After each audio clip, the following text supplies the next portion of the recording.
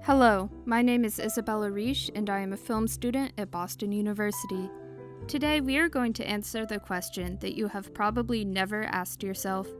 Is Scream a feminist film? Do you remember when Scream came out in 1996? I sure don't. I was born in 2002. But if you do, you might know a little bit more about what that year was like than I do. Anyways, it's been a while since big slasher films like Halloween and Friday the 13th first came out. Those early slasher movies were already pretty postmodern if you're into big fancy words, but if you're not, we can just say that they have a good blend of horror and comedy. Scream, as Professor Valerie Wee argues, falls into the hyper-postmodern category, extending on the already postmodern tendencies of these earlier films.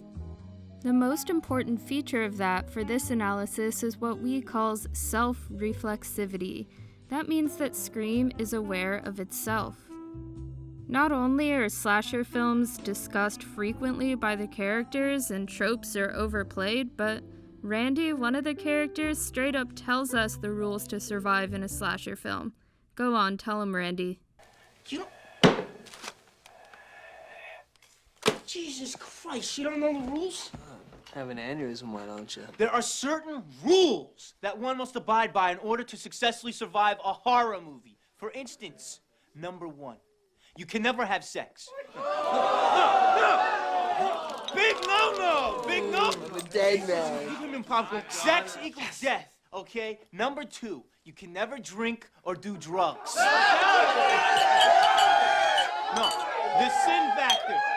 It's a sin. It's an extension of number 1. And number 3, never, ever, ever, under any circumstances say, I'll be right back. Because you won't be back. I'm getting another beer. You want one? Yeah, sure. I'll be right back.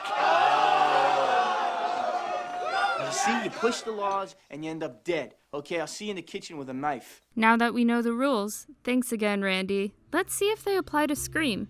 Well, the rules certainly apply to Casey, who's killed at the beginning of the film while preparing for a movie night with her boyfriend, and Tatum, who is hinted at being sexually active, who's murdered while grabbing a beer from the fridge.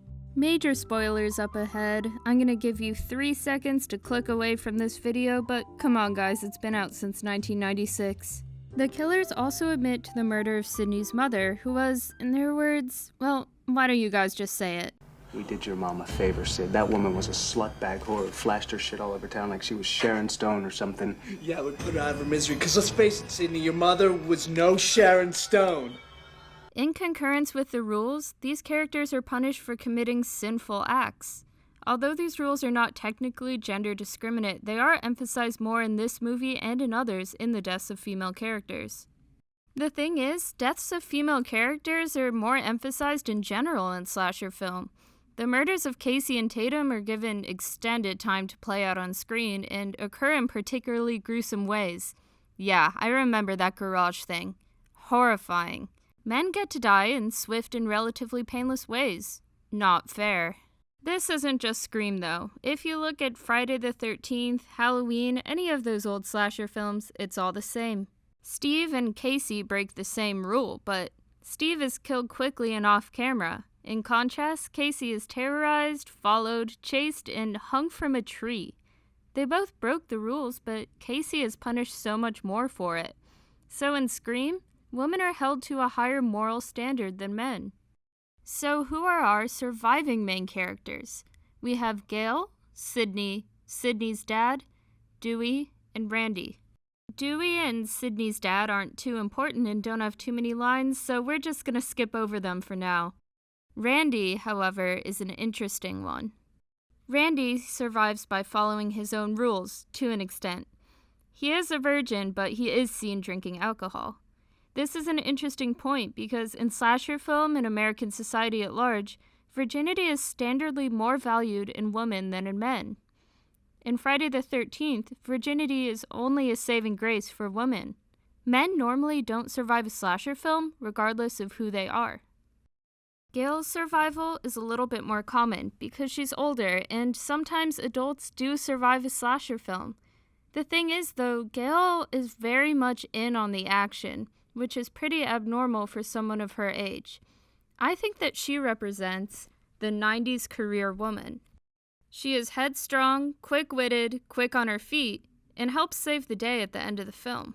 Gail is so much of what third-wave feminism and 90s feminism in general is. To kill Gail, to kill the career woman in the movie that helps save the day at the end, would be to kill an entire concept. Scream absolutely gets some feminist points for her survival. Lastly, we've got Sid, or Sidney Prescott, our main character. Sidney kind of seems like a final girl, what researcher Carol J. Clover defined in slasher media.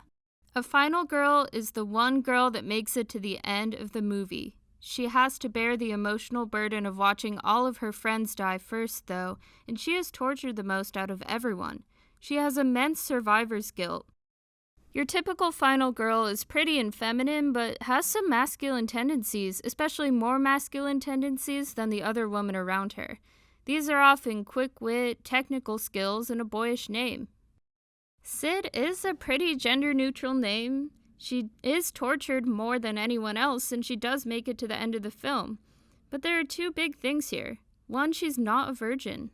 Well, she is a virgin at the beginning of the film, but she actually loses her virginity to Billy, one of the killers, not long before he attempts to kill her.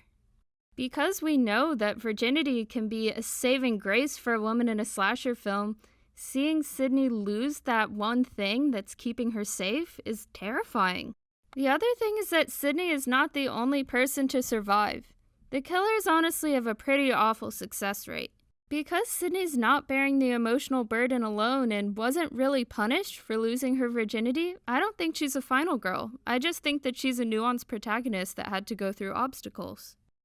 This is not to say that there are not issues with her character or how she is portrayed. She does reveal her distaste with femininity, or at least the way femininity functions in many films, as a performance to satisfy the male gaze. Don't roll your eyes at me when I mention Judith Butler's name, but if we think about her theory of performative gender, Casey and Tatum perform much more femininity than Sidney and Gail, the bright high school student and the career-forward single woman. It seems contradictory that Casey and Tatum should be the ones to die because they're successfully performing womanhood.